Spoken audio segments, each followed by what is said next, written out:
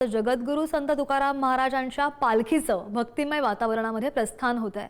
वरुण राजाच्या कृपेनं पवित्र इंद्रायणी नदी आज दुथडी भरून वाहतीये आणि पावसाची रिमझिम आणि इंद्रायणीचा हा खळखळता प्रवाह या अद्भुत संगमामध्ये अवघी देहू नगरी न्हाऊन निघाली आहे। डोक्यावर तुळशी, हातामध्ये टाळ घेऊन लाखो वारकरी देहू नगरीमध्ये दाखल झालेले आहेत आणि संपूर्ण परिसर विठ्ठलमय झाल्याचं पाहायला मिळत आहे। थेट जाऊया देहू नगरीमध्ये इंद्रायणीच्या तीरी।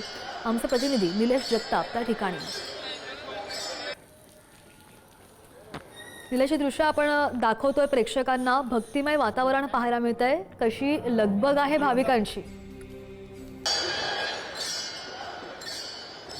आनंदाचे डोई, आनंदी तरंग अशाच प्रकारचं वातावरण अवघ्या देहू नगरीमध्ये पाहायला मिळत आहे।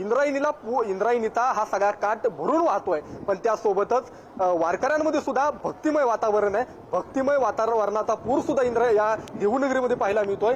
जगद्गुरू संत तुकाराम महाराजांच्या पालखी सोहळ्याचं काही वेळातच या ठिकाणाहून प्रस्थान होणार आहे आणि पंढरीच्या दिशेने हा पालखी सोहळा जाणार आहे। राज्याच्या मुख्यमंत्र्यांनी वारकऱ्यांनी देहू नगरीमध्ये येऊ नये असं आवाहन केलं होतं। वारकऱ्यांनी याला प्रतिसाद सुद्धा दिलाय, मात्र त्यासोबतच जी परंपरा वारीची आहे ती परंपरा खंडित होऊ नये, त्यामुळे अनेक वारकरी चालत या ठिकाणी देहू नगरीमध्ये आलेत। हजारो वारकरी देहू नगरीमध्ये दाखल झालेत। वारकरी या ठिकाणी मंदिरामध्ये दर्शनासाठी जाण्याचा प्रयत्न करतायत आणि सगळा भक्तिमय वातावरण या सगळ्या देहू नगरीमध्ये पाहायला मिळत आहे। हजारो वारकरी देहू नगरीमध्ये आहे। पावसाची रिमझिम चालू आहे, मात्र ऊन वारा पाऊस कशाची तमा न बाळगता वारकरी देहू नगरीमध्ये दाखल झालेत आणि या सगळ्या भक्तीच्या सोहळ्यामध्ये या ठिकाणी सहभागी होताना पाहायला मिळत आहेत।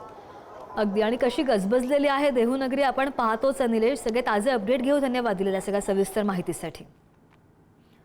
ज्ञानोबा तुकोबाच्या जयघोषानं देहू नगरी पूर्णपणे दुमदुमून गेली आहे।